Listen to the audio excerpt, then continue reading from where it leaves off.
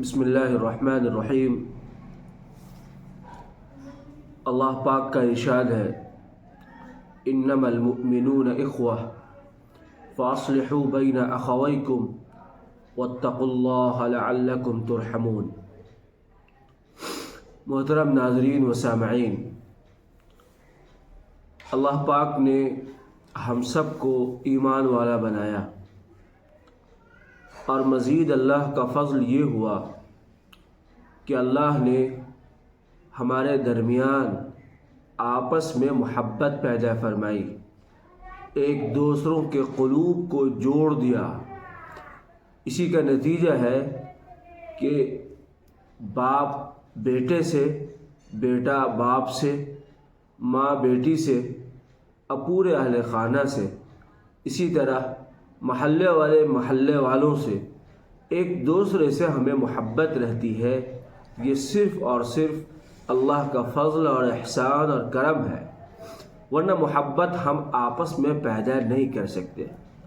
قرآن پاک کے الفاظ ہیں، وَأَلَّفَ بَيْنَ قُلُوبِهِمْ لَوْ أَنفَقْتَ مَا فِي الْأَرْضِ جَمِيعًا مَا أَلَّفْتَ بَيْنَ قُلُوبِهِمْ وَلَكِنَّ اللَّهَ أَلَّفَ بَيْنَهُمْ، کہ اگر زمین کی تمام چیزیں محبت پیدا کرنے کے لیے خرچ کر دیے جاتے، تب بھی محبت پیدا نہ ہو سکتی تھی اور دلوں کو جوڑا نہیں جا سکتا تھا۔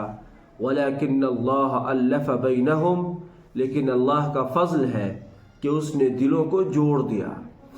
اسی جوڑنے کا نتیجہ ہے کہ ہم آپس میں بھائی بھائی ہیں، لہذا ہمیں آپس میں بھائی بھائی بن کر محبت کے ساتھ، احترام کے ساتھ، ایک دوسرے کا خیال کر کے زندگی بسر کرنی چاہیے، اور ہر ان چیزوں سے بچنی چاہیے جس سے اس محبت میں کمی آتی ہو، بھائی بھائی میں دوریاں بنتی ہو، ان چیزوں سے بچنی چاہیے۔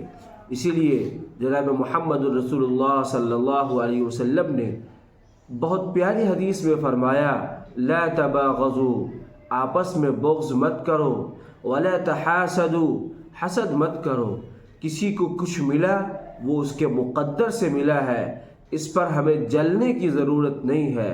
ولا تدابروا، اور نہ ہی کسی سے رخ موڑو، نہ ہی کسی سے رخ پھیرو، بلکہ سب کے ساتھ محبت کا برتاؤ کرو۔ وَكُونُوا عِبَادَ اللَّهِ إِخْوَانًا، اور پوری کی پوری انسانی برادری آپس میں بھائی بھائی بن کر رہو۔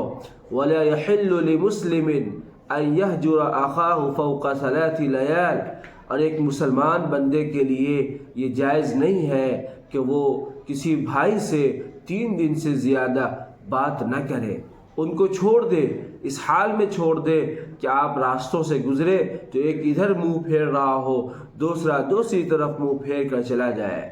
الغرض جب ہم بھائی بھائی ہیں تو ہمیں آپس میں محبت کے ساتھ رہنی چاہیے، اور اگر درمیان میں کبھی کسی وجہ سے کچھ جھگڑے ہو جائے، کچھ بحث و مباحثہ ہو جائے، کچھ دوریاں بڑھنے لگے، تو پھر ویسی صورت میں گاؤں اور سماج کے با اثر لوگوں کو، سمجھدار اور باشعور لوگوں کو، جن کا اثر و رسوخ رہتا ہے، جو سماج کے مکھیا اور سرپنچ کہلاتے ہیں، یا جن کو اہم مواقع پر پوچھا جاتا ہے، ایسے لوگوں کو آگے آ کر صلح کرانی چاہیے، دونوں کے درمیان محبت پھر سے قائم کرنی چاہیے۔